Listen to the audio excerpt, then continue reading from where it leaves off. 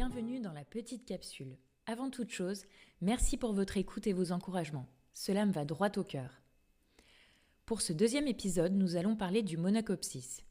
C'est du grec ancien. Un nom savant pour désigner un sentiment, somme toute, assez banal pour un être humain, celui de ne pas se sentir à sa place.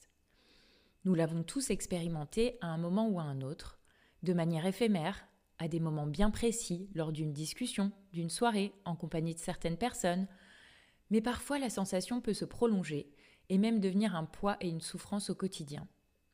À noter que je ne détiens aucune vérité absolue et que je vous partage simplement un point de vue.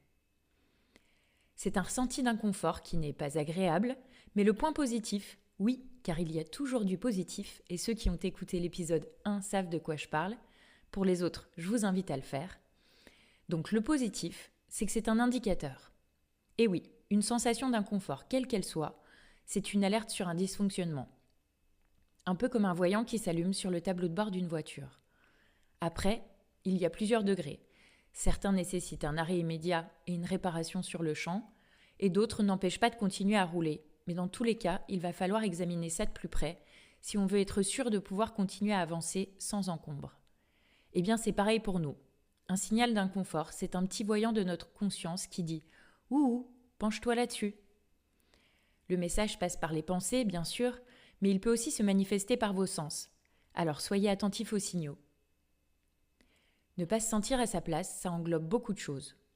On peut ne pas se sentir à sa place parce qu'on ne se sent pas à la hauteur, ce qu'on appelle communément le syndrome de l'imposteur. C'est une forme d'illégitimité, un manque de reconnaissance envers soi-même. Se dire qu'on est là, mais qu'on ne le mérite pas. Cela touche souvent les personnes perfectionnistes, qui se comparent et qui ont un manque de confiance en elles. Il faut alors chercher les éléments déclencheurs, travailler son estime de soi et se donner le droit à l'échec.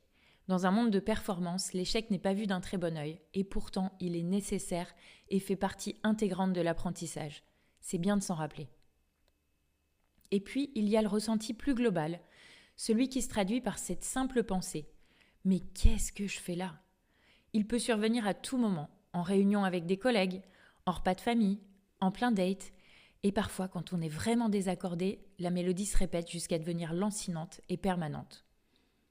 De cette petite musique peut naître la comparaison, la sensation que c'est plus facile pour les autres, que l'herbe est plus verte ailleurs, la culpabilité en se disant qu'on n'a peut-être pas fait des choix éclairés, et tout un tas de sentiments négatifs.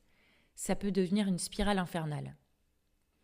Quand on se sent en décalage, il y a une certitude, celle que nos fondamentaux ne sont pas respectés, car ce sentiment naît de la contradiction entre nos valeurs profondes et ce que nous vivons vraiment. La question que l'on peut se poser, c'est « Qu'est-ce qui est important pour moi ? Où sont mes priorités ? Est-ce que je respecte mes valeurs en agissant de cette manière, en faisant ce job, en fréquentant ces gens, en acceptant de faire telle ou telle action, etc. » Éprouver ce sentiment de manière plus intense et répétée peut aussi signifier que vous traversez un passage de vie difficile. Dans ce cas, gardez à l'esprit que les moments compliqués ont le pouvoir de vous transformer. Facile à dire, je sais, et pourtant c'est tellement vrai. Les épreuves sont toujours des opportunités de transformation. Enfin, il faut simplement accepter l'idée que ce sentiment puisse nous traverser. On ne pourra jamais se prémunir contre les situations et personnes qui nous procurent de l'inconfort. Et ça n'est pas le but. L'objectif, c'est juste de trouver un équilibre, de savoir se protéger et surtout de déceler les incohérences. Encore une fois, il s'agit juste de vivre un peu plus en conscience, de se rapprocher de qui on est vraiment et de donner encore plus de sens à notre existence. Et vous, quels sont les moments où vous ne vous sentez pas à votre place ? Est-ce que ça vous arrive souvent ? Qu'est-ce que vous pourriez faire pour y remédier ? Je vous laisse méditer.